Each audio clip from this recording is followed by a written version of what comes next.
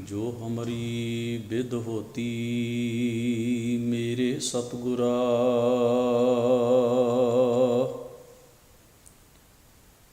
सा बिद तुम हर जान हो आपे। हम रुलते फिरते कोई बात न पूछता, गुर सतगुर संग कीरे हम थापे।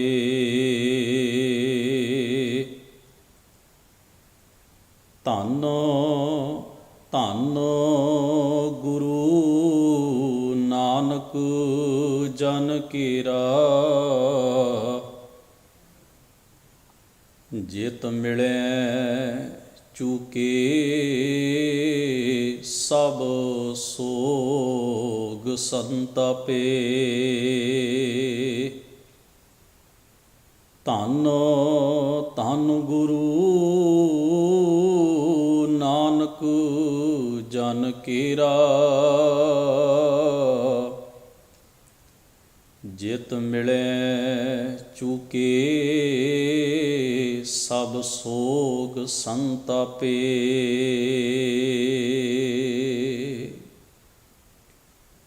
परम सन्मानयोग दीन दुनी दे मालक सतगुरु धन धन गुरु ग्रंथ साहिब सतगुरु जी दे पावन दरबार दियाँ हाज़रियाँ भर रही गुरु सवारी साध संगत जीओ, अकाल पुरख वाहिगुरु जी ने अपार बख्शिश किरपा कीती है। सतगुरु दी पावन शरण विच बैठ के अते मीडिए दे माध्यम दे राही अपने घरां विच बैठिया होया ही सतगुरु गुरु ग्रंथ साहब महाराज की पावन बाणी के पाठ कीर्तन ये गुरमत समागम का आप जी लाहा प्राप्त कर रहे हो। अज का दिन विशेष तौर के उत्ते जगत गुरु धन गुरु नानक साहिब महाराज जी के पावन प्रकाश पुरब अते खालसा जी के प्रगट दिवस को समर्पित सतगुरु महाराज के मुबारक चरणों में आपां हाज़री भर रहे हाँ। आप जी ने जिथे सत्कारयोग ज्ञानी जी पासों सोदर दे पाठ श्रवण कीते ने, भाई साहब भाई मुख्तियार सिंह जी पासों तिन्हां दे जथे पासों गुरबाणी कीर्तन श्रवण कीता है,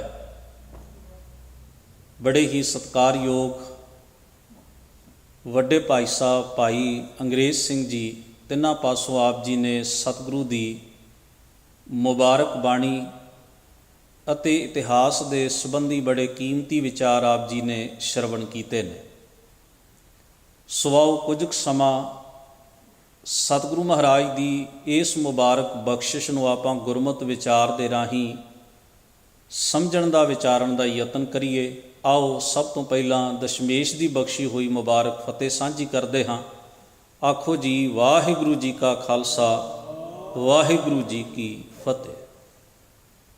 मैं केवल एक दो नुकते आप जी दे नाल सांझे करके खिमा दा जाचक होवांगा। सिख दा कर्म है अपना वजूद अपना आपा गुरु नूं भेंट कर देना। ते जदों असी खालसा जी दे प्रगट दिहाड़े दे संबंध विच विचार करनी है ਤਾਂ ਇੱਥੇ भी बेसिक मुख नुकता जिहड़ा है मूल नुकता जिहड़ा है यही काम करता है। मैनू ये शब्द बड़ा प्यारा लगता है जदों असी ये शब्द पढ़ते हाँ जां ये कोई शब्द कहिंदा है कि गुरु गोबिंद सिंह साहब महाराज ने सीस की मंग की ते हजूर दे सीस की मंग उत्ते भाई दया सिंह जी उठ के सतगुरु के चरणों में हाज़र होए। कई बार असी ये शब्द भी वरतते हाँ महाराज ने आग्या की जां गुरु ने हुक्म किया, पर उन्हां आग्या ते हुक्म दे पैरालल जे इस शब्द को असी वरतीए ना मंग की तो शब्द ज़्यादा ढुकवां बनता है। उसका कारण पता की है, जे गुरु महाराज ने आग्या ही करनी हुंदी तो ना लै के बुलाउंदे ਵੀ ਫਲਾਨਾ ਸਿੱਖ ਉੱਠੇ, ਮੈਂ ਆਪਣੀ ਤਲਵਾਰ ਦੀ ਧਾਰ ਨੂੰ ਇਹਦੇ ਸੀਸ ਉੱਤੇ ਪਰਖਣਾ ਚਾਹੁੰਦਾ। ਫਿਰ ਉੱਥੇ ਚੋਇਸ ਕੋਈ ਨਹੀਂ ਸੀ, ਫਿਰ ਤੁਹਾਡੀ ਇੱਛਾ ਕੋਈ ਨਹੀਂ ਸੀ, ਹੁਕਮ ਤੇ ਹੁਕਮ ਹੀ ਹੁੰਦਾ ਹੈ। ਪਰ ਇੱਥੇ ਸਤਿਗੁਰੂ ਮਹਾਰਾਜ ਸੰਗਤ ਦੇ ਖੁੱਲ੍ਹੇ ਇਕੱਠ ਦੇ ਸਾਹਮਣੇ ਮੰਗ ਰੱਖ ਰਹੇ ਨੇ। ਮੰਗਿਆ ਉਹਨਾਂ ਨੇ ਸਾਰਿਆਂ ਲਈ ਖੁੱਲ੍ਹਾ ਸ਼ਬਦ ਵਰਤਿਆ ਵੀ ਮੈਨੂੰ ਇੱਕ ਸਿਰ ਚਾਹੀਦਾ। ਤੇ ਜੇ ਇਤਿਹਾਸ ਦੀ ਘਟਨਾ ਨੂੰ ਇਵੇਂ ਪੜ੍ਹੀਏ ਵੀ ਸਿਰ ਚਾਹੀਦਾ ਤੇ ਇਹ ਓਪਨ ਗੱਲ ਹੈ ਸਾਰਿਆਂ ਵਾਸਤੇ, ਕੋਈ ਵੀ ਉੱਠ ਸਕਦਾ, ਜਿਹਦੀ ਮਰਜ਼ੀ ਉਹ ਉੱਠੇ, ਜਿਹਦੀ ਮਰਜ਼ੀ ਨਹੀਂ ਹੈ ਉਹ ਨਾ ਵੀ ਉੱਠੇ। ਇੱਥੇ ਹੁਣ ਪਰਖ ਹੋਣੀ ਹੈ, ਇੱਥੇ ਫੈਸਲਾ ਸਾਡੇ ਉੱਤੇ ਛੱਡ ਦਿੱਤਾ ਗਿਆ, ਸੰਗਤ ਉੱਤੇ ਛੱਡ ਦਿੱਤਾ ਗਿਆ ਵੀ ਭਾਈ ਜਿਹਨੂੰ ਚੰਗਾ ਲੱਗਦਾ ਹੈ ਉਹ ਆ ਸਕਦਾ ਹੈ, ਤੇ ਜੇ ਤੁਹਾਡੀ ਇੱਛਾ ਨਾ ਵੀ ਹੋਵੇ ਤਾਂ ਕੋਈ ਜ਼ਬਰਦਸਤੀ ਨਹੀਂ ਹੈ, ਕੋਈ ਤੁਹਾਡੇ 'ਤੇ ਗੱਲ ਥੋਪੀ ਨਹੀਂ ਜਾ ਰਹੀ। ਤਾਂ ਭਾਈ ਸਾਹਿਬ ਜੀ ਉੱਠਦੇ ਨੇ, ਭਾਈ ਦਇਆ ਸਿੰਘ ਤੋਂ ਲੈ ਕੇ ਅਖੀਰ ਜਿਸ ਵੇਲੇ 5 ਸਿੱਖ ਸਤਿਗੁਰੂ ਦੀ ਹਜ਼ੂਰੀ ਵਿੱਚ ਆਉਂਦੇ ਨੇ ਤਾਂ ਖਿਆਲ ਵਿੱਚ ਰੱਖਿਓ ਗੱਲ ਇੱਥੇ ਮੁੱਕ ਨਹੀਂ ਸੀ ਗਈ। ਇਹ ਮੇਰੇ ਹਜ਼ੂਰ ਦੀ ਮੌਜ ਹੈ ਕਿ ਉਹ 6ਵੀਂ ਵਾਰ ਆਏ ਹੀ ਨਹੀਂ, ਵਰਨਾ ਕੋਈ ਨਾ ਕੋਈ ਹੋਰ ਸਿਦਕਵਾਨ ਵੀ ਉੱਠਦਾ ਤੇ ਮਹਾਰਾਜ ਦੇ ਮੁਬਾਰਕ ਮੁਕੱਦਸ ਹਜ਼ੂਰੀ ਦੇ ਵਿੱਚ ਆਪਣਾ ਸੀਸ ਭੇਟ ਕਰਕੇ ਸਤਿਗੁਰੂ ਦੀ ਖੁਸ਼ੀ ਹਾਸਲ ਕਰਦਾ। ਜੇ ਹਜ਼ੂਰ 7ਵੀਂ ਵਾਰ ਵੀ ਆਉਂਦੇ ਤੇ ਕੋਈ ਘਾਟਾ ਨਹੀਂ ਸੀ ਅੱਗੇ, ਮਹਾਰਾਜ ਦੇ ਐਸੇ ਸਿਦਕੀ ਸਿੱਖ ਸਨ। ਉਹਦਾ ਕਾਰਨ ਕੀ ਹੈ? ਧੰਨ ਗੁਰੂ ਗੋਬਿੰਦ ਸਿੰਘ ਸਾਹਿਬ ਮਹਾਰਾਜ ਦੇ ਪਿਤਾ ਗੁਰੂਦੇਵ ਗੁਰੂ ਤੇਗ ਬਹਾਦਰ ਮਹਾਰਾਜ ਦੇ ਨਾਲ 3 ਸਿੱਖ ਇਸ ਘਟਨਾ ਤੋਂ ਪਹਿਲਾਂ ਸ਼ਹੀਦੀ ਦੇ ਚੁੱਕੇ ਨੇ, ਚੇਤੇ 'ਚ ਰੱਖਿਓ। ਧੰਨ ਗੁਰੂ ਤੇਗ ਬਹਾਦਰ ਸਾਹਿਬ ਮਹਾਰਾਜ ਦੇ ਪਿਤਾ ਧੰਨ ਧੰਨ ਗੁਰੂ ਹਰਗੋਬਿੰਦ ਸਾਹਿਬ ਮਹਾਰਾਜ ਸੱਚੇ ਪਾਤਸ਼ਾਹ ਨੇ ਆਪਣੇ ਜੀਵਨ 'ਚ 4 ਵੱਡੀਆਂ ਤੇ ਇੱਕ ਛੋਟੀ, ਕੁੱਲ ਮਿਲਾ ਕੇ 5 ਜੰਗਾਂ ਲੜੀਆਂ ਨੇ। ਤੇ ਉਹਨਾਂ ਜੰਗਾਂ ਦੇ ਵਿੱਚ ਵੀ ਸਿੱਖਾਂ ਦਾ ਸਿਦਕ ਪਰਖਿਆ ਜਾ ਚੁੱਕਾ ਹੈ। ਸ਼ਹਾਦਤਾਂ ਦੇ ਕੇ, ਕੁਰਬਾਨੀਆਂ ਦੇ ਕੇ, ਆਪਣੀ ਰੱਤ ਤੱਕ ਡੋਲ ਕੇ ਸਿੱਖਾਂ ਨੇ ਸਤਿਗੁਰੂ ਮਹਾਰਾਜ ਦੇ ਹਜ਼ੂਰ ਸੇਵਾ ਕਮਾਈ। ਤੇ ਗੁਰੂ ਗੋਬਿੰਦ ਸਿੰਘ ਸਾਹਿਬ ਮਹਾਰਾਜ ਨੇ ਜਿਹੜਾ ਖਾਲਸਾ ਪ੍ਰਗਟ ਕੀਤਾ, ਜਿਹੜੀ ਘਟਨਾ ਹੈ ਇਤਿਹਾਸ ਦੀ, 1699 ਦੀ ਹੈ। ਤੇ ਖਿਆਲ ਰੱਖਿਓ ਇਸ ਤੋਂ ਪਹਿਲਾਂ ਗੁਰੂ ਗੋਬਿੰਦ ਸਿੰਘ ਸਾਹਿਬ ਵੀ ਕਈ ਜੰਗਾਂ ਲੜ ਚੁੱਕੇ ਨੇ, ਤੇ ਉਹਨਾਂ ਜੰਗਾਂ ਵਿੱਚ ਸ਼ਹਾਦਤਾਂ ਦੇਣ ਵਾਲੇ ਸਤਿਗੁਰੂ ਦੇ ਸਿੱਖ ਤੇ ਉਹਨਾਂ ਜੰਗਾਂ 'ਚ ਸ਼ਮੂਲੀਅਤ ਕਰਨ ਵਾਲੇ, ਸ਼ਾਮਲ ਹੋਣ ਵਾਲੇ ਸਿੱਖ ਵੀ ਉਸ ਸੰਗਤ ਵਿੱਚ ਬਿਰਾਜਮਾਨ ਸਨ ਜਿੱਥੇ ਸ਼੍ਰੀ ਹਜ਼ੂਰ ਸਮੂਹ ਸੰਗਤ ਦੇ ਕੋਲੋਂ ਸਿੱਖਾਂ ਦੇ ਸਿਰਾਂ ਦੀ ਮੰਗ ਕਰ ਰਹੇ ਨੇ। ਇਹ ਮੈਂ ਉਦਾਹਰਨਾਂ ਇਸ ਕਰਕੇ ਤੁਹਾਡੇ ਸਾਹਮਣੇ ਰੱਖੀਆਂ ਨੇ ਵੀ ਜੇ ਸਤਿਗੁਰੂ ਗੁਰੂ ਗੋਬਿੰਦ ਸਿੰਘ ਸਾਹਿਬ ਮਹਾਰਾਜ ਜੀ 6ਵੀਂ ਵਾਰ ਆਉਂਦੇ, 7ਵੀਂ ਵਾਰ ਆਉਂਦੇ, 8ਵੀਂ ਵਾਰ ਆਉਂਦੇ ਤਾਂ ਹੋਰ ਪਿਆਰੇ ਵੀ ਉੱਠਦੇ। ਪਰ ਸਤਿਗੁਰੂ ਮਹਾਰਾਜ ਨੇ ਕੇਵਲ 5 ਸਿੱਖਾਂ ਦੀ ਸਿਰਾਂ ਦੀ ਮੰਗ ਕੀਤੀ ਤੇ 5 ਸਿੱਖ ਵਾਰੀ-ਵਾਰੀ, ਜੋ ਅਸੀਂ ਇਤਿਹਾਸ ਦੇ ਪੰਨਿਆਂ ਤੋਂ ਇਸ ਘਟਨਾ ਦੀ ਤਫਸੀਲ ਪੜ੍ਹਦੇ ਹਾਂ। ਖੈਰ, ਹੁਣ ਦੂਜਾ ਨੁਕਤਾ ਆਪ ਜੀ ਦੇ ਸਨਮੁਖ ਮੈਂ ਇਹ ਰੱਖਣਾ ਵੀ ਸਿੱਖ ਆਪਣਾ ਵਜੂਦ, ਆਪਣਾ ਆਪ ਸਤਿਗੁਰੂ ਨੂੰ ਭੇਟ ਕਰਕੇ ਚੱਲਦਾ ਹੈ। ਤੇ ਮੈਂ ਲਫ਼ਜ਼ ਉੱਥੇ ਇਹ ਵਰਤਿਆ ਸੀ ਵੀ ਗੁਰੂ ਨੇ ਸੀਸ ਮੰਗਿਆ ਤੇ ਸਿੱਖ ਨੇ ਆਪਣੀ ਸਵੈ ਇੱਛਾ ਦੇ ਨਾਲ ਸੀਸ ਸਤਿਗੁਰੂ ਮਹਾਰਾਜ ਦੇ ਸਾਹਮਣੇ ਆਪਣਾ ਵਜੂਦ ਭੇਟ ਕੀਤਾ। ਗੁਰਬਾਣੀ ਦਾ ਇੱਕ ਵਾਕ ਬੜਾ ਬੇਸ਼ਕੀਮਤੀ, ਉੱਥੇ ਸਤਿਗੁਰੂ ਮਹਾਰਾਜ ਨੇ ਜਿਹੜਾ ਸ਼ਬਦ ਵਰਤਿਆ ਨਾ, ਉਹ ਵੇਚਣਾ, ਵੇਚਿਓ ਸ਼ਬਦ ਵਰਤਿਆ। ਤੇ ਆਪਾਂ ਸਾਰੇ ਹੀ ਜਾਣਦੇ ਹਾਂ ਵੀ ਦੁਨੀਆ ਵਿੱਚ ਜਦੋਂ ਕੋਈ ਚੀਜ਼ ਖਰੀਦੀ ਜਾਏ ਜਾਂ ਵੇਚੀ ਜਾਏ ਤਾਂ ਉਹਦੇ 'ਚ ਡੀਲ ਹੀ ਹੁੰਦੀ ਹੈ ਨਾ ਦੋਵਾਂ ਤਰ੍ਹਾਂ ਦੀ। ਮੈਂ ਚੀਜ਼ ਵੇਚ ਰਿਹਾ ਹਾਂ ਤੇ ਉਹਦੇ ਬਦਲੇ ਵਜ਼ਾਨੇ ਦੇ ਵਿੱਚ ਕੁਝ ਲੈ ਰਿਹਾ ਹਾਂ। ਤੁਸੀਂ ਕੋਈ ਚੀਜ਼ ਵੇਚਦੇ ਹੋ ਤਾਂ ਉਹਦੇ ਬਦਲੇ 'ਚ ਕੁਝ ਲੈ ਲੈਂਦੇ ਹੋ, ਤਾਂ ਉਹ ਮੁੱਲ ਪੂਰਾ ਹੋ ਜਾਂਦਾ ਹੈ। ਤੁਸੀਂ ਜੋ ਮਿਥਿਆ ਉਹ ਤੁਹਾਨੂੰ ਮਿਲ ਗਿਆ, ਅਗਲੇ ਨੇ ਜੋ ਚਾਹਿਆ ਉਹਨੂੰ ਮਿਲ ਗਿਆ। ਇਹਨੂੰ ਡੀਲ ਆਖਿਆ ਜਾਂਦਾ। ਸਿੱਖ ਦੇ ਤੇ ਗੁਰੂ ਦੇ ਦਰਮਿਆਨ ਵੀ ਇੱਕ ਡੀਲ ਹੁੰਦੀ ਹੈ। ਇਸ ਦਾ ਜ਼ਿਕਰ ਬਾਖੂਬੀ ਮਹਾਰਾਜ ਨੇ ਬਾਣੀ 'ਚ ਕੀਤਾ। ਹਮਰੀ ਜ਼ਾਤ ਪਾਤ ਗੁਰ ਸਤਗੁਰ, ਹਮ ਵੇਚਿਓ ਸਿਰ ਗੁਰ ਕੇ। ਇਹਦਾ ਭਾਵ ਹੈ ਮੈਂ ਆਪਣੀ ਮੱਤ, ਆਪਣਾ ਵਜੂਦ ਗੁਰੂ ਨੂੰ ਭੇਟ ਕਰ ਦਿੱਤਾ, ਵੇਚ ਦਿੱਤਾ। ਹੁਣ ਮੇਰੇ ਲਈ ਸਭੋ ਕੁਝ ਮੇਰਾ ਗੁਰੂ ਹੈ ਤੇ ਗੁਰੂ ਨੇ ਜੇ ਕੁਝ ਮੰਗਿਆ ਤੇ ਉਹਦੇ ਬਦਲੇ ਵਿੱਚ ਸਾਨੂੰ ਉਹ ਕੁਝ ਬਖਸ਼ਿਆ ਵੀ ਤਾਰੀਖ, ਇਤਿਹਾਸ ਰੱਜ ਗਿਆ ਇੱਕ ਤਰ੍ਹਾਂ ਨਾਲ ਇਸ ਘਟਨਾ ਨੂੰ ਬਿਆਨ ਕਰਦੇ ਹਾਂ ਵੀ ਗੁਰੂ ਗੋਬਿੰਦ ਸਿੰਘ ਸਾਹਿਬ ਮਹਾਰਾਜ ਨੇ ਜੋ ਸੌਂਪਿਆ, ਜੋ ਬਖਸ਼ਿਆ, ਜੋ ਦਿੱਤਾ ਸਿੱਖ ਨੂੰ ਉਹਦੇ ਇਵਜ਼ ਵਿੱਚ, ਉਹ ਬਹੁਤ ਵੱਡਾ ਸੀ। ਉਹਦੀ ਕੋਈ ਕੀਮਤ ਅਦਾ ਨਹੀਂ ਕੀਤੀ ਜਾ ਸਕਦੀ। ਉਸ ਨੂੰ ਕਿਸੇ ਸ਼ਬਦ ਨਾਲ ਅੰਦਾਜ਼ਾ ਲਾ ਕੇ ਵੀ ਤੋਲਿਆ ਮਾਪਿਆ ਨਹੀਂ ਜਾ ਸਕਦਾ। ਏਡੀਆਂ ਵੱਡੀਆਂ ਰਹਿਮਤਾਂ ਤੇ ਬਰਕਤਾਂ ਗੁਰੂ ਆਪਣੇ ਸਿੱਖ ਦੀ ਝੋਲੀ ਦੇ ਵਿੱਚ ਪਾਉਂਦਾ ਹੈ। ਇੱਕ ਹੋਰ ਬੜਾ ਪਿਆਰਾ ਸ਼ਬਦ ਹੈ, ਸਤਿਗੁਰੂ ਧੰਨ ਗੁਰੂ ਅਮਰਦਾਸ ਮਹਾਰਾਜ ਇਸ ਨੂੰ ਵਰਤਦੇ ਨੇ। ਪੰਕਤੀ ਹੈ ਉਹਨਾਂ ਦੀ ਆਨੰਦ ਸਾਹਿਬ ਦੀ ਬਾਣੀ ਦੀ, ਤਨ ਮਨ ਧਨ ਸਭ ਸੌਂਪ ਗੁਰ ਕੋ, ਹੁਕਮ ਮੰਨੇ ਪਾਈਐ। ਵੀ ਗੁਰੂ ਨੂੰ ਆਪਣਾ ਆਪ ਸੌਂਪ ਦੇਣਾ, ਆਪਣਾ ਆਪ ਭੇਟ ਕਰ ਦੇਣਾ। ਹੁਣ ਮੈਂ ਦੂਜਾ ਨੁਕਤਾ ਆਪ ਜੀ ਦੇ ਸਾਹਮਣੇ, ਜੋ ਸਾਹਿਬ ਸਤਿਗੁਰੂ ਗੁਰੂ ਗ੍ਰੰਥ ਸਾਹਿਬ ਮਹਾਰਾਜ ਦੀ ਬਾਣੀ ਨੂੰ ਆਪਾਂ ਪੜ੍ਹਦੇ ਹਾਂ ਨਾ, ਤਾਂ ਧੰਨ ਗੁਰੂ ਨਾਨਕ ਸਾਹਿਬ ਨੇ ਵੈਸਾਖ ਮਹੀਨੇ ਦਾ ਜ਼ਿਕਰ ਕਰਦਿਆਂ ਤੁਖਾਰੀ ਰਾਗ ਦੇ 12 ਮਾਹ ਵਿੱਚ ਇਹ ਪੰਕਤੀ ਕਹੀ ਹੈ, ਵੈਸਾਖ ਭਲਾ ਸ਼ਾਖਾ ਵੇਸ ਕਰੇ। ਸ਼ਾਖ ਆਪਾਂ ਕਹਿੰਦੇ ਹਾਂ ਟਾਹਣੀ ਨੂੰ, ਅਤੇ ਸ਼ਾਖਾ ਦੇ ਉੱਤੇ ਵੇਸ ਕਦੋਂ ਆਉਂਦਾ? ਜਦੋਂ ਪੱਤ ਝੜਦੀ ਰੁੱਤ ਲੰਘ ਜਾਏ ਅਤੇ ਬਸੰਤ ਦੀ ਰੁੱਤ ਆ ਜਾਏ। ਚੇਤ ਤੇ ਵਿਸਾਖ ਦਾ ਮਹੀਨਾ ਗੁਰੂ ਗ੍ਰੰਥ ਸਾਹਿਬ ਦੀ ਬਾਣੀ 'ਚ ਗੁਰੂ ਅਰਜਨ ਸਾਹਿਬ ਮਹਾਰਾਜ ਨੇ ਰੁੱਤੀ ਸਲੋਕਾਂ 'ਚ ਬਸੰਤ ਦਾ ਮੰਨਿਆ। ਬਸੰਤ ਦੀ ਰੁੱਤ ਹੈ ਇਹ, ਜਿਹੜਾ ਵਿਸਾਖ ਦਾ ਮਹੀਨਾ ਹੈ ਬਸੰਤ ਦੀ ਰੁੱਤ ਹੈ। ਭਾਵੇਂ ਭਾਰਤੀ ਪਰੰਪਰਾ 'ਚ ਇਹ ਚੀਜ਼ ਹੈ ਕਿ ਫਲਗੁਣ ਦੇ ਮਹੀਨੇ ਦੇ ਅੱਧ ਤੋਂ ਲੈ ਕੇ ਅਤੇ ਹੋਲੇ ਮਹੱਲੇ ਤੱਕ ਤਕਰੀਬਨ ਜਿਹੜਾ ਹੈ ਉਹ ਬਸੰਤ ਰਾਗ ਗਾਇਆ ਜਾਂਦਾ ਹੈ। ਪਰ ਪਤਾ ਨਹੀਂ, ਬੜੀ ਅਜੀਬ ਕਿਸਮ ਦੀ ਇਹ ਵੀ ਵਿਡੰਬਣਾ ਹੈ, ਖਿੱਚੋਤਾਣ ਹੈ। ਪਰ ਗੁਰੂ ਗ੍ਰੰਥ ਸਾਹਿਬ ਦੀ ਬਾਣੀ ਜਦੋਂ ਤੁਸੀਂ ਪੜ੍ਹੋਗੇ, ਉੱਥੇ ਗੁਰੂ ਅਰਜਨ ਸਾਹਿਬ ਮਹਾਰਾਜ ਨੇ ਚੇਤ ਅਤੇ ਵਿਸਾਖ ਦੋਵਾਂ ਮਹੀਨਿਆਂ ਨੂੰ ਹੀ ਬਸੰਤ ਦੇ ਅਧੀਨ ਰੱਖਿਆ ਰੁੱਤੀ ਸਲੋਕਾਂ ਦੇ ਵਿੱਚ। ਖੈਰ, ਸਤਿਗੁਰੂ ਸੱਚੇ ਪਾਤਸ਼ਾਹ ਮਹਾਰਾਜ ਉੱਥੇ ਕਹਿੰਦੇ ਨੇ ਵੀ ਪੱਤ ਝੜਦੀ ਰੁੱਤ ਲੰਘ ਜਾਂਦੀ ਹੈ ਅਤੇ ਬਸੰਤ ਆਉਂਦੀ ਹੈ, ਅਤੇ ਪੱਤ ਝੜ ਆਪਾਂ ਕਹਿੰਦੇ ਹਾਂ ਪੱਤਿਆਂ ਦੇ ਝੜ ਜਾਣ ਨੂੰ, ਪੁਰਾਣੇ ਪੱਤੇ ਝੜ ਜਾਂਦੇ ਨੇ, ਅਤੇ ਬਸੰਤ ਵਿੱਚ ਬਹਾਰ ਆਉਂਦੀ ਹੈ ਅਤੇ ਨਵਾਂ ਵੇਸ ਸ਼ਾਖਾਂ ਦੇ ਉੱਤੇ ਆ ਜਾਂਦਾ। ਅਤੇ ਸ਼ਾਖ ਉਹੀ ਹਰੀ ਹੁੰਦੀ ਹੈ ਜਿਸ ਰੁੱਖ ਦੀਆਂ ਟਾਹਣੀਆਂ ਉਹੀ ਹਰੀਆਂ ਹੋਣਗੀਆਂ ਜਿਹਦੀਆਂ ਜੜ੍ਹਾਂ ਪੱਕੀਆਂ ਅਤੇ ਮਜ਼ਬੂਤ ਨੇ, ਧਰਤੀ 'ਚ ਲੱਗੀਆਂ ਹੋਈਆਂ ਨੇ। ਹੁਣ ਜ਼ਰਾ ਸੋਚੋ, ਜਿਹਦੀ ਜੜ੍ਹ ਸੁੱਕ ਜਾਏ, ਕੀ ਉਸ ਰੁੱਖ ਦੀਆਂ ਟਾਹਣੀਆਂ ਦੇ ਉੱਤੇ ਵੀ ਬਸੰਤ ਦੇ ਵਿੱਚ ਪੱਤੇ ਆਉਣਗੇ? ਬਿਲਕੁਲ ਨਹੀਂ ਆਉਣਗੇ।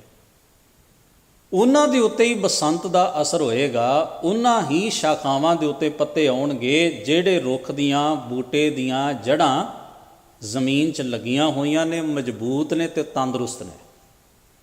ਇਹਦਾ ਭਾਵ ਕੀ ਹੈ? ਇਸੇ ਤਰੀਕੇ ਨਾਲ ਸਾਡੀ ਜ਼ਿੰਦਗੀ ਵਿੱਚ ਵੀ ਚੜ੍ਹਦੀ ਕਲਾ ਦਾ ਸਦਾ ਵੇਸ ਆਉਂਦਾ ਰਹੇਗਾ। ਅਸੀਂ ਵੀ ਆਤਮਿਕ ਬਹਾਰ ਅਤੇ ਬਸੰਤ ਨੂੰ ਤਾਂ ਹੀ ਮਾਣ ਸਕਾਂਗੇ ਜੇ ਸਾਡੀ ਜੜ੍ਹ, ਜੇ ਸਾਡੀ ਸੁਰਤ ਜਿਹੜੀ ਹੈ ਸ਼ਬਦ ਵਿੱਚ ਲੱਗੀ ਹੋਈ ਹੈ ਤਾਂ। ਨਹੀਂ ਤਾਂ ਸਾਡੀ ਜ਼ਿੰਦਗੀ ਵਿੱਚ ਚੜ੍ਹਦੀ ਕਲਾ ਦੇ ਕੋਈ ਅਰਥ ਨਹੀਂ ਹੋਣਗੇ। ਨਹੀਂ ਤਾਂ ਸਾਡੀ ਜ਼ਿੰਦਗੀ ਵਿੱਚ ਆਤਮਿਕ ਸਕੂਨ ਦੇ, ਗੁਰੂ ਦੀ ਰਹਿਮਤ ਦੇ, ਗੁਰੂ ਦੇ ਪਿਆਰ ਦੇ, ਗੁਰੂ ਦੀ ਬਖਸ਼ਿਸ਼ ਦੇ, ਸਿੱਖੀ ਦੇ, ਗੁਰਮਤ ਦੇ, ਸਿਧਾਂਤ ਦੇ, ਸਰੂਪ ਦੇ ਕੋਈ ਅਰਥ ਨਹੀਂ ਹੋਣਗੇ ਜੇ ਸਾਡੀ ਸੁਰਤ ਸ਼ਬਦ ਵਿੱਚ ਜੁੜੀ ਹੋਈ ਨਹੀਂ ਹੈ ਤਾਂ। ਇਹਨਾਂ ਚੀਜ਼ਾਂ ਦੀ ਕੀਮਤ ਹੀ ਤਦੋਂ ਸਮਝ ਵਿੱਚ ਆਏਗੀ ਜੇ ਸੁਰਤ ਸ਼ਬਦ ਦੇ ਨੇੜੇ ਹੈ, ਜੇ ਅਸੀਂ ਗੁਰੂ ਦੇ ਪਿਆਰ ਵਿੱਚ ਜੀਂਦੇ ਹਾਂ, ਜੇ ਸਾਡੀ ਜੜ੍ਹ ਲੱਗੀ ਹੋਈ ਹੈ ਤਾਂ ਫਿਰ ਸਾਨੂੰ ਇਹਨਾਂ ਗੱਲਾਂ ਦੇ ਅਰਥ ਸੌਖੇ ਸਮਝ ਆਉਣਗੇ ਔਰ ਇਹਨਾਂ ਦੀ ਕੀਮਤ, ਕਦਰੋ ਕੀਮਤ ਵੀ ਸਾਨੂੰ ਸਮਝ ਵਿੱਚ ਆਏਗੀ। ਔਰ ਇੱਕ ਖਿਆਲ ਹੋਰ, ਇੱਕ ਮੂਰਤੀ ਬਣਾਉਣ ਵਾਲਾ ਜਿਹੜਾ ਨਾ ਬੇਜਾਨ ਅਣਘੜਤ ਪੱਥਰ ਉਹਦੇ ਸਾਹਮਣੇ ਹੁੰਦਾ ਹੈ ਅਤੇ ਉਹਦੇ ਵਿੱਚੋਂ ਇੱਕ ਮੂਰਤ ਘੜਨੀ ਹੁੰਦੀ ਹੈ, ਅਤੇ ਮੂਰਤ ਨੂੰ ਘੜਨ ਤੋਂ ਪਹਿਲਾਂ ਉਹ ਆਪਣੇ ਜ਼ਿਹਨ ਵਿੱਚ ਉਹਦੀ ਕਲਪਨਾ ਹੈ, ਕਲਪਨਾ ਸ਼ਕਤੀ ਦੇ ਵਿੱਚ ਉਹ ਇੱਕ ਮੂਰਤ ਉਕਰ ਲੈਂਦਾ ਹੈ ਵੀ ਕਿਹੋ ਜਿਹੀ ਬਣਾਉਣੀ ਹੈ। ਉਹਨੂੰ ਕਨਫਿਊਜ਼ਨ ਨਹੀਂ ਹੁੰਦੀ ਇਸ ਗੱਲ ਨੂੰ, ਪਤਾ ਹੁੰਦਾ ਵੀ ਮੈਂ ਕਿਹੋ ਜਿਹਾ ਚਿਹਰਾ ਘੜਨਾ ਹੈ, ਇਹਦਾ ਆਕਾਰ ਕਿੱਡਾ ਕੁ ਰੱਖਣਾ ਹੈ, ਇਹਨੂੰ ਕਿਸ ਤਰ੍ਹਾਂ ਦੀ ਸ਼ਕਲ ਵਿੱਚ ਬਣਾਉਣਾ ਹੈ, ਇਹਦਾ ਕਿਹੋ ਜਿਹਾ ਇਹਦੀ ਨੁਹਾਰ ਘੜਨੀ ਹੈ। ਅਤੇ ਜੋ ਉਹਨੇ ਇਮੈਜਨ ਕੀਤਾ ਹੁੰਦਾ ਹੈ ਉਹੋ ਜਿਹੀ ਫਿਰ ਉਸ ਨੂੰ, ਉਹ ਪੱਥਰ ਨੂੰ ਕੱਟ ਕੇ, ਛਿੱਲ ਕੇ, ਸੱਟਾਂ ਮਾਰ ਕੇ ਫਿਰ ਉਹੋ ਜਿਹੀ ਉਹਦੇ ਵਿੱਚੋਂ ਮੂਰਤ ਘੜ ਲੈਂਦਾ, ਬੁੱਤ ਤਰਾਸ਼ ਲੈਂਦਾ। ਹੁਣ ਚੇਤੇ ਵਿੱਚ ਰੱਖਿਓ, ਦੋ ਚੀਜ਼ਾਂ ਕੰਮ ਕਰਦੀਆਂ ਨੇ ਇੱਕ ਬੁੱਤ ਨੂੰ ਤਰਾਸ਼ਣ ਲਈ। ਇੱਕ ਤਾਂ ਉਹਦੀ ਕਾਲਪਨਿਕ ਸ਼ਕਤੀ ਤੇਜ਼ ਚਾਹੀਦੀ ਹੈ ਵੀ ਉਹ ਬਣਾਉਣਾ ਕੀ ਚਾਹੁੰਦਾ ਹੈ। ਇਹ ਥੋੜ੍ਹੀ ਹੈ ਵੀ ਉਹਨੇ ਸੋਚਿਆ ਹੋਵੇ ਵੀ ਮਨੁੱਖ ਦਾ ਬੁੱਤ ਘੜਨਾ ਅਤੇ ਘੜ ਦੇਵੇ ਪਸ਼ੂ ਦਾ, ਇਸ ਤਰ੍ਹਾਂ ਤਾਂ ਨਹੀਂ ਨਾ ਹੋਏਗਾ। ਜੋ ਉਹਨੇ ਸੋਚਿਆ ਉਹ ਕੰਮ ਕਰੇਗਾ ਉਹਦੇ ਹੱਥਾਂ ਰਾਹੀਂ। ਹੁਨਰ ਤਾਂ ਉਹਦਾ ਹੈ ਹੀ ਹੈ। ਅਤੇ ਦੂਜੀ ਜਿਹੜੀ ਚੀਜ਼ ਉਹਨੇ ਘੜਨੀ, ਉਹਦੇ ਕੋਲ ਮਟੀਰੀਅਲ ਵੀ ਤਾਂ ਚਾਹੀਦਾ। ਹਵਾ 'ਚ ਥੋੜ੍ਹੀ ਬਣਾ ਦੇਗਾ, ਉਹਦੇ ਸਾਹਮਣੇ ਮਟੀਰੀਅਲ ਵੀ ਹੋਣਾ ਚਾਹੀਦਾ ਹੈ, ਪੱਥਰ ਵੀ ਹੋਣਾ ਚਾਹੀਦਾ, ਕੋਈ ਚੀਜ਼ ਹੋਣੀ ਚਾਹੀਦੀ ਹੈ ਜਿਹਦੇ ਵਿੱਚੋਂ ਉਹਨੇ ਉਸ ਬੁੱਤ ਨੂੰ ਜਾਂ ਉਸ ਮੂਰਤੀ ਨੂੰ ਤਰਾਸ਼ਣਾ। ਠੀਕ ਇਸੇ ਢੰਗ ਨਾਲ ਇਸ ਗੱਲ ਨੂੰ ਸਮਝੀਏ, ਗੁਰੂ ਦੇ ਅਨੁਭਵ ਵਿੱਚ ਹੈ ਕਿ ਸੰਪੂਰਨ ਮਨੁੱਖ ਕਿਹੋ ਜਿਹਾ ਹੁੰਦਾ ਹੈ। ਗੁਰੂ ਦੇ ਕੋਲ ਹੁਨਰ ਹੈ ਉਸ ਨੂੰ ਘੜਨ ਦਾ। ਦੋਵੇਂ ਚੀਜ਼ਾਂ ਹੀ ਗੁਰੂ ਦੇ ਵਿੱਚ ਪਰਫੈਕਟ ਨੇ, ਮੁਕੰਮਲ ਨੇ। ਗੁਰੂ ਦਾ ਅਨੁਭਵ ਵੀ ਬੜਾ ਉੱਚਾ ਹੈ। ਗੁਰੂ ਨੂੰ ਪਤਾ ਹੈ ਵੀ ਮਨੁੱਖ ਕਿਹੋ ਜਿਹਾ ਹੋਵੇ ਅਤੇ ਮੈਂ ਕਿਹੋ ਜਿਹਾ ਘੜਨਾ ਹੈ ਮਨੁੱਖ, ਅਤੇ ਗੁਰੂ ਨੇ ਉਸ ਨੂੰ ਘੜਨ ਦਾ ਹੁਨਰ ਵੀ ਜਾਣਦਾ ਹੈ। ਪਰ ਤੀਜਾ ਗੁਣੀਆ ਜਿਹੜਾ ਹੈ ਨਾ, ਤੀਜੀ ਜ਼ਿੰਮੇਵਾਰੀ ਉਹ ਸਿੱਖ ਦੇ ਉੱਤੇ ਆ ਕੇ ਪੈ ਜਾਂਦੀ ਵੀ ਗੁਰੂ ਨੂੰ ਹੁਣ ਘੜਨ ਲਈ ਮਟੀਰੀਅਲ ਵੀ ਤਾਂ ਚਾਹੀਦਾ ਨਾ, ਬੰਦਾ ਵੀ ਤਾਂ ਚਾਹੀਦਾ ਹੈ ਨਾ। ਹਵਾ ਹੀ 'ਤੇ ਨਹੀਂ ਘੜਿਆ ਜਾਏਗਾ, ਅਤੇ ਬੰਦਾ ਵੀ ਉਹ ਚਾਹੀਦਾ ਜਿਹੜਾ ਸਮਰਪਿਤ ਹੋਵੇ, ਜਿਹਦੇ ਉੱਤੇ ਗੁਰੂ ਆਪਣੀ ਇੱਛਾ ਆਪਣੀ ਮਰਜ਼ੀ ਵਰਤ ਸਕੇ, ਜਿਸ ਨੂੰ ਗੁਰੂ ਆਪਣੇ ਮੁਤਾਬਕ ਢਾਲ ਕੇ ਉਹਦਾ ਜੀਵਨ ਘੜ ਸਕੇ। ਬਸ ਇੱਥੇ ਇੱਕ ਫਰਕ ਹੁੰਦਾ ਹੈ ਵੀ ਬੁੱਤ ਤਰਾਸ਼ ਜਿਹੜਾ ਨਾ, ਉਹਦੇ ਸਾਹਮਣੇ ਬੇਜਾਨ ਪੱਥਰ ਹੈ ਜਾਂ ਲੱਕੜ ਦਾ ਟੁਕੜਾ ਹੈ, ਉਹਨੇ ਉਜਰ ਨਹੀਂ ਕਰਨਾ ਹੁੰਦਾ। ਪਰ ਬੰਦਾ ਜਦੋਂ ਗੁਰੂ ਕੋਲ ਆਉਂਦਾ ਤੇ ਸੈਂਕੜੇ ਉਜਰਾਂ ਦੇ ਨਾਲ ਭਰਿਆ ਹੁੰਦਾ ਹੈ। ਇਹਦੇ ਵਿੱਚ ਹਜ਼ਾਰਾਂ ਕਿੰਤੂ ਹੁੰਦੇ ਨੇ, ਹਜ਼ਾਰਾਂ ਪ੍ਰਸ਼ਨ ਹੁੰਦੇ ਨੇ, ਸੈਂਕੜੇ ਦਲੀਲਾਂ ਹੁੰਦੀਆਂ ਨੇ। ਇਸ ਨੂੰ ਉਸ ਮਾਰਗ ਦੀ ਉਨੀ ਸੋਝੀ ਨਹੀਂ ਹੁੰਦੀ ਵੀ ਗੁਰੂ ਮੇਰੇ ਨਾਲ ਕੀ ਕਰਨਾ ਚਾਹੁੰਦਾ ਹੈ। ਇਹ ਫਿਰ ਪੈਰ ਪੈਰ ਉੱਤੇ ਮੁੱਕਰਦਾ ਵੀ ਹੈ, ਇਹ ਪੈਰ ਪੈਰ ਉੱਤੇ ਉਜਰ ਵੀ ਕਰਦਾ ਹੈ। ਕਈ ਵਾਰ ਇਹਨੂੰ ਗੁਰੂ 'ਤੇ ਸ਼ੱਕ ਵੀ ਹੋ ਜਾਂਦਾ ਹੈ, ਕਈ ਵਾਰ ਇਹਨੂੰ ਗੁਰੂ 'ਤੇ ਬੇਯਕੀਨੀ ਵੀ ਆਉਂਦੀ ਹੈ। ਇਹਦੇ ਅੰਦਰ ਇਹ ਸੈਂਕੜੇ ਚੀਜ਼ਾਂ ਭਰੀਆਂ ਨੇ, ਪਰ ਸ਼ਰਤ ਉੱਥੇ ਇਹੀ ਹੈ ਵੀ ਗੁਰੂ ਤੈਨੂੰ ਪੂਰਨ ਮਨੁੱਖ ਤਦੋਂ ਬਣਾ ਸਕਦਾ ਹੈ ਜੇ ਤੂੰ ਆਪਣਾ ਆਪ, ਆਪਣਾ ਵਜੂਦ ਗੁਰੂ ਨੂੰ ਇਵੇਂ ਭੇਟ ਕਰ ਦੇਵੇਂ ਤਾਂ ਕਿ ਤੂੰ ਗੁਰੂ ਦੀ ਮਰਜ਼ੀ ਦੇ ਉੱਤੇ ਉਜਰ ਨਾ ਕਰ ਸਕੇ।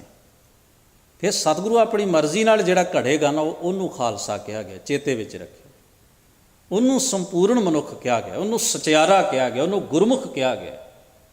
ਭਾਈ ਸਾਹਿਬ ਤਾਂ ਇਸ ਲਈ ਬੜਾ ਬਾਕਮਾਲ ਸ਼ਬਦ ਵਰਤਦੇ ਨੇ। ਭਾਈ ਗੁਰਦਾਸ ਜੀ ਉਹਨਾਂ ਨੇ ਇੱਕ ਬੜਾ ਅਹਿਮ ਸ਼ਬਦ ਵਰਤਿਆ, ਮੁਰਦਾ ਹੋਏ ਮੁਰੀਦ ਨਾ ਗੱਲੀ ਹੋਮਣਾ। ਇੱਥੇ ਗੱਲੀ ਦਾ ਮਤਲਬ ਹੈ ਵੀ ਕੇਵਲ ਕਥਨੀ ਨਾਲ ਨਹੀਂ ਜਾਂ ਉਜਰ ਨਾਲ ਇਹ ਗੱਲ ਨਹੀਂ ਹੋਣੀ, ਤੈਨੂੰ ਬੇਜਾਨ ਹੋ ਕੇ ਸਰਾਹ 'ਤੇ ਤੁਰਨਾ ਪੈਣਾ। ਵੀ ਜਿੱਥੇ ਮੁਰਦੇ ਦਾ ਮਤਲਬ ਇਹ ਨਹੀਂ ਹੈ ਵੀ ਤੈਨੂੰ ਬਿਲਕੁਲ ਡੈਡ ਦਿਮਾਗ ਦਾ ਚਾਹੀਦਾ ਹੈ ਤੂੰ, ਨਹੀਂ।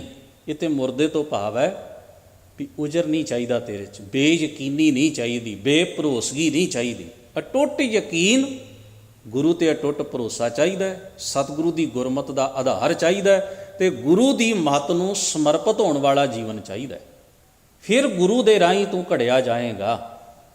ਤਾਂ ਗੁਰੂ ਨਾਨਕ ਸਾਹਿਬ ਮਹਾਰਾਜ ਨੇ ਜਿਹੜਾ ਸ਼ਬਦ ਪਹਿਲਾਂ ਵਰਤਿਆ ਸੀ ਨਾ, ਵੀ ਕਿਵ ਸਚਿਆਰਾ ਹੋਈ ਹੈ, ਕਿਵ ਕੂੜੈ ਟੁੱਟੈ, ਪਾਲ ਹੁਕਮ ਰਜ਼ਾਈ ਚੱਲਣਾ ਨਾਨਕ ਲਿਖਿਆ ਨਾਲ।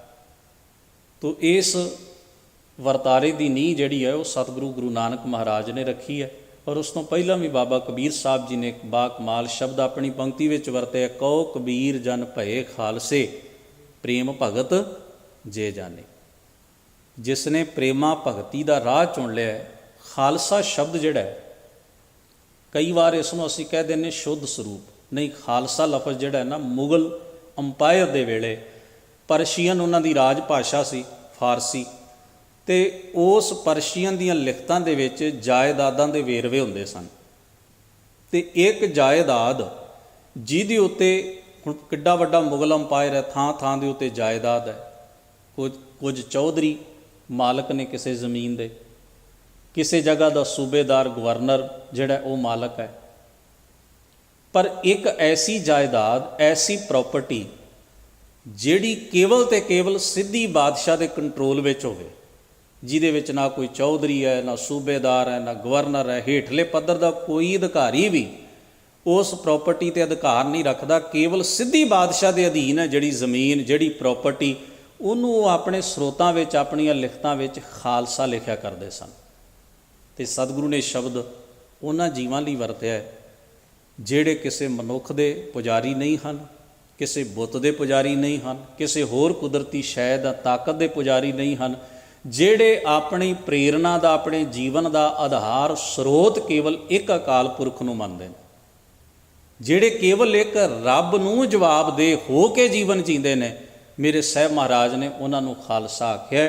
ਇਸੇ ਲਈ ਕਵੀਆਂ ਨੇ ਅੱਗੇ ਜਾ ਕੇ ਇਸ ਦੀ ਤਫਸੀਲ ਕਰਦਿਆਂ ਕਿਹਾ, ਖਾਲਸਾ ਅਕਾਲ ਪੁਰਖ ਕੀ ਫੌਜ, ਪ੍ਰਗਟਿਓ ਖਾਲਸਾ ਪਰਮਾਤਮ ਕੀ ਮੌਜ। ਇਹ ਸ਼ਬਦ ਬੜੇ ਕੀਮਤੀ ਨੇ, ਬੜੇ ਵਧੀਆ ਨੇ, ਕਿਉਂਕਿ ਵਿਆਖਿਆ 'ਚ ਕਵੀਆਂ ਨੇ ਲਿਖੇ ਨੇ ਵੀ ਇਹ ਕਿਹਦੀ ਫੌਜ ਹੈ, ਅਕਾਲ ਪੁਰਖ ਦੀ।